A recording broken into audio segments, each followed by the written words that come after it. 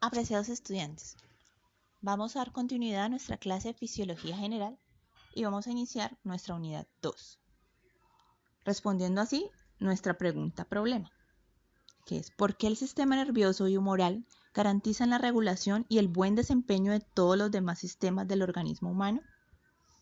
Empecemos. En la unidad anterior abordamos el metabolismo, el sistema muscular, en función del movimiento. Pero también sabemos que para que se genere movimiento se requiere de los impulsos y es aquí donde el sistema nervioso entra a trabajar. Empecemos definiendo qué es el sistema nervioso. El sistema nervioso es un conjunto de órganos constituidos por tejido nervioso. Entonces, este tejido está formado por neuronas. Estas neuronas, recordemos que es la unidad estructural y funcional. La unión de estas neuronas a partir de la sinapsis, la que nos permite la transmisión de los impulsos. Entonces, este sistema tiene un conjunto de células especializadas en la conducción de estas señales eléctricas.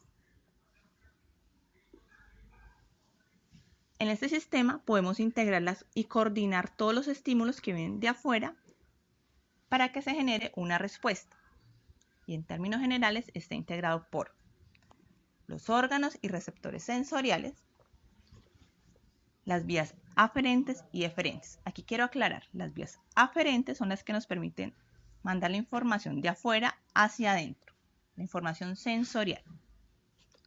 Por otro lado, las vías eferentes son las vías de salida donde nos mandan la respuesta hacia afuera. Y tenemos los centros de procesamiento.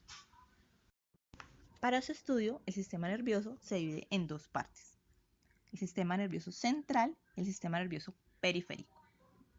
El sistema nervioso central es, por decirlo así, el gobernante. Él cumple las funciones de monitoreo y de coordinación. Y estructuralmente está compuesto por encéfalo y médula espinal. En el encéfalo encontramos estructuras como el cerebro, el cerebelo y el tronco encefálico. El sistema nervioso periférico es el que nos permite conectar el sistema nervioso central con nuestros órganos exteriores. Los nervios que ingresan la información son llamados nervios sensoriales.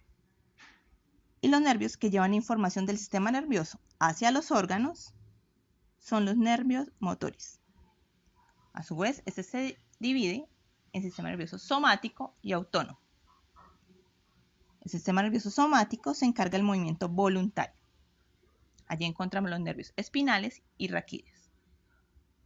Mientras que el sistema nervioso autónomo es el encargado de los movimientos involuntarios o automáticos.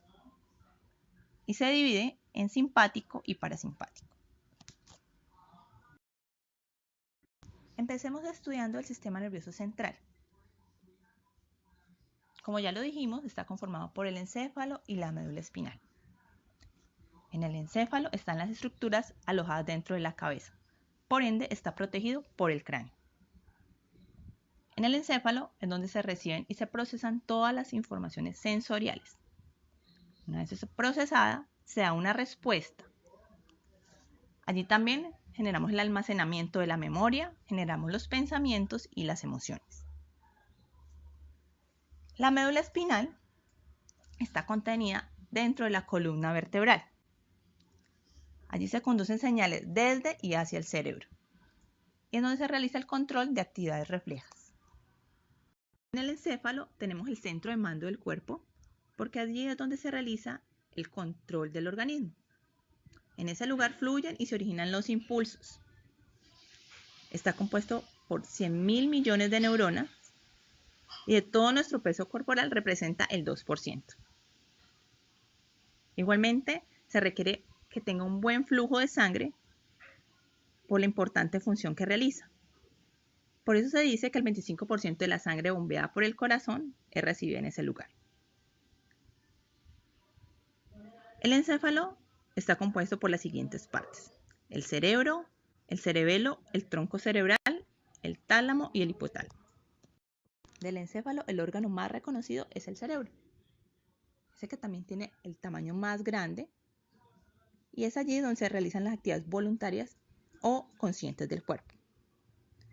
Este cerebro tiene dos capas, una capa externa y una capa interna. En la capa externa es la llamada materia gris y la capa interna es la llamada materia blanca. En la materia gris está compuesta por los cuerpos neuronales y allí es donde se procesa la información y donde se puede hacer el control del movimiento. En la materia blanca está formada por axones con vainas de mielina y allí es donde se realiza la conexión entre la corteza y el tronco cerebral. El cerebro tiene dos hemisferios, el hemisferio derecho y el hemisferio izquierdo.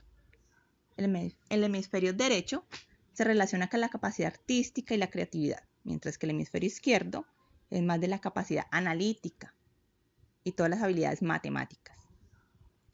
Cada hemisferio se divide en lóbulos. El lóbulo frontal, parietal, temporal y occipital. Sus nombres vienen del hueso que los protege. En el lóbulo frontal encontramos la coordinación motora y el intelecto. En los otros tres lóbulos están las entradas sensoriales. En el lóbulo temporal está la entrada auditiva, en el lóbulo occipital la entrada visual y el lóbulo parietal integra las funciones sensoriales. Revisemos ahora el cerebelo. El cerebelo tiene múltiples funciones. Es de resaltar que actúa automáticamente. Y a partir de allí se coordinan los movimientos finos, la motricidad fina del cuerpo. Cuando realizamos un movimiento, él es el encargado de activar el músculo agonista o el encargado de la función. A su vez, inhibe la musculatura antagonista, es decir, el músculo que realiza la función contraria. También nos ayuda a mantener el equilibrio y mantener la postura. Una lesión del cerebelo nos puede llevar a una pérdida del tono muscular, como es el caso de la hipotonía. O también se puede perder la coordinación de los movimientos voluntarios, como en el caso de la ataxia. Igualmente, se presentan condiciones como asinergia, que es cuando los grupos musculares no pueden funcionar y se ve un movimiento completamente desarmónico. Hay disimetría, cuando los movimientos se generan sin medida en el tiempo ni en el espacio. Y hay disdiadococinesia, cuando los movimientos no se pueden alternar y no se pueden generar ni rápido ni de forma regular. Si tuviéramos una visión interna, podríamos encontrar el diencéfalo, en el cual está el tálamo y el hipotálamo. El tálamo representa la compuerta funcional, porque allí toda la información debe llegar. Y antes de pasarle a la corteza, pasa primero por el tálamo. Por su parte, el hipotálamo se encarga de comunicar dos mundos, como es el sistema nervioso y el sistema endocrino. Porque el sistema endocrino es el que nos permite segregar las hormonas que navegan por la sangre. Igualmente, el hipotálamo nos permite sensar el reconocimiento del hambre, la sed, cansancio, la temperatura corporal. En el tallo cerebral se ejecutan las tareas básicas de supervivencia, las que aunque podemos influir voluntariamente, la hemos ido automatizando a través del tiempo con la evolución. Las funciones principales es mantener las constantes vitales, como el ritmo cardíaco, la respiración, el ciclo de vigilia y sueño y el control de la temperatura corporal. Entonces, este tallo nos permite generar una comunicación entre la médula espinal y comunicar los nervios craneales y la médula con el cerebro. La médula espinal es el segundo componente del sistema nervioso central. Es un cordón de fibras nerviosas que pasa a lo largo del foramen de las vértebras. Por lo tanto, está contenido dentro de la columna vertebral. Es la parte del sistema que nos permite la transmisión de mensajes del cerebro hacia el resto del organismo. Y transmiten impulsos por todo el cuerpo por vías aferentes y eferentes. ¿Recuerdan la diferencia de estas? Bueno, las aferentes reciben información sensorial de fuera y la llevan al sistema nervioso central para que defina cuál es la reacción adecuada. Las vías eferentes, una vez ya han definido cuál es la reacción y cuál es la respuesta, genera la transmisión de esa respuesta para efectuar el movimiento. Una lesión en la médula interrumpe la comunicación y afecta el movimiento o la capacidad de percibir las señales de nuestro cuerpo. Dependiendo del nivel o la zona del cuerpo donde haya la lesión, se afectan ciertos órganos o miembros. En la médula espinal encontramos neuronas espinales o denominada sustancia gris. Allí tenemos 4 tipos de neuronas. Las neuronas sensoriales, que son las que nos generan la proyección de las vías aferentes a la corteza. ¿Esto qué significa? Que nos lleva la información de afuera hacia el sistema nervioso central. Están las neuronas propioespinales, que es lo que nos permite obtener la coordinación y el movimiento del cuello, el tronco y la pelvis. Tenemos también las interneuronas, que son las neuronas que se comunican con otras neuronas para transmitir el impulso. Y las neuronas motoras o motoneuronas. Pero tenemos que entender también que hay estímulos que generan movimientos involuntarios. Un ejemplo de esto es la actividad refleja. Aquí en la imagen podemos visualizar un estímulo doloroso, cuando una persona se punza con una espina. La respuesta automática es retirarla para protegerse. A esto le llamamos actividad refleja. La médula recibe el impulso de punzada y se va por la vía aferente. Recuerden que esa es la vía sensorial. Se transmite por una vía llamada arco reflejo para generar el movimiento de retirada.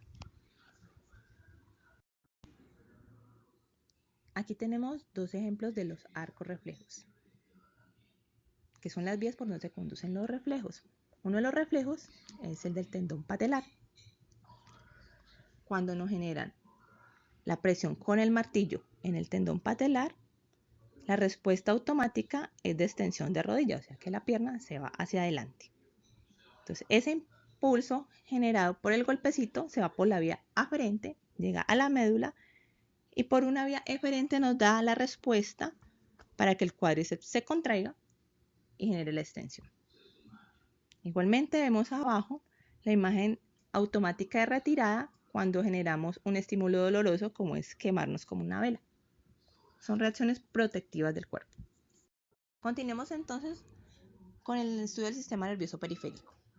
Como ya sabemos que el sistema nervioso es el que coordina según la información recibida, entonces, ¿quién es el que hace información? Pues es el sistema nervioso periférico.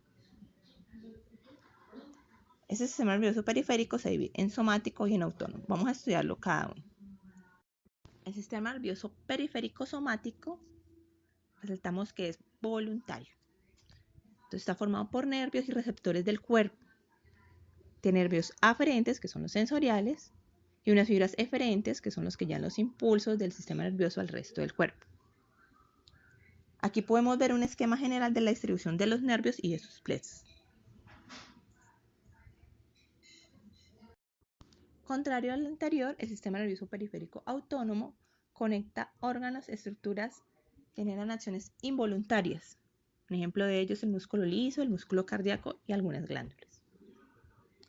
Y se divide en simpático y parasimpático. Estos 2 sistemas, simpático y parasimpático, son opuestos. El sistema simpático es el que más genera respuestas de alerta, respuestas rápidas de reacciones, respuestas de huida. Por ejemplo, en el ejercicio el cuerpo acelera el impulso cardíaco, mientras que el sistema parasimpático genera reacciones de ahorro de esfuerzo. Entonces tenemos que si el sistema simpático dilata la pupila, el sistema parasimpático la contrae. El sistema parasimpático es el que nos ayuda a mantener la homeostasis, el equilibrio del organismo que ya hemos estudiado previamente, porque nos tiende a regular las funciones de los órganos internos. Es necesario entonces que integremos los estímulos sensoriales y motores. ¿Pero cómo ocurre esto? Miremos en el esquema. El primer paso es el estímulo, que es captado por un sensor o un receptor, y transmite la información por la vía aferente. Recordemos que las vías aferentes son las señales sensoriales. A partir de esto, el sistema nervioso lo procesa, lo interpreta y define qué es lo que el cuerpo necesita y cómo va a responder, cómo moverse. Cuando ya define esta respuesta, manda otro impulso por medio de las neuronas motoras, y ya no se va por una vía aferente, sino eferente, la cual va a llevar a las fibras musculares para la activación muscular necesaria. Bueno, ¿y cómo se da cuenta el cuerpo de esos estímulos externos? ¿Cómo los sensa? Bueno, entonces tenemos los esteroceptores o interoceptores. Los esteroceptores nos permiten captar la información externa. Para eso tenemos nuestros sentidos y en la piel también tenemos algunos sensores como de presión o de temperatura. También tenemos interoceptores, que son los que nos permiten sensar los cambios dentro de nuestro organismo. Y dentro de ello encontramos los propioceptores, que nos dan información sobre los cambios de posición del cuerpo. Dentro de los propioceptores está el uso muscular, que es el reflejo miotático, y el órgano tendinoso Golgi, que genera un reflejo miotático inverso. Aclaremos entonces cómo son estos reflejos. El reflejo miotático me sensa lo que es cambios de longitud. Entonces, supongamos que tenemos el brazo flexionado a 90 grados con la palma hacia arriba y lo tenemos libre, sin ningún peso. Estamos sosteniendo la posición. De un momento a otro nos llega un peso sobre nuestra mano que nos lleva el brazo hacia la extensión. Entonces, el bíceps que está contraído empieza a sentir un cambio de longitud por el peso que se le está poniendo. Entonces, en ese momento es donde el uso muscular que está dentro del vientre muscular me sensa ese cambio de longitud y me genera una respuesta que es de contracción. Entonces, el reflejo miotático es una contracción que se genera por el estímulo de cambio de longitud o del estiramiento. Por su parte, el reflejo miotático inverso me sensa es un cambio de tensión. Cuando él está, en el ejemplo que dimos anteriormente, sosteniendo esa contracción prolongada y ve que ese peso es más de lo que él puede soportar, lo que hace es liberar el brazo para que suelte el peso y se genere el estiramiento para protegerlo. Entonces, en este caso, el reflejo miotático inverso, después de una contracción sostenida, ve el cambio de tensión que ya no puede soportar, entonces genera una reacción de estiramiento, de relajación. Apreciados estudiantes, muchísimas gracias. Quedo atento a sus preguntas, dudas o inquietudes en el foro de consultas.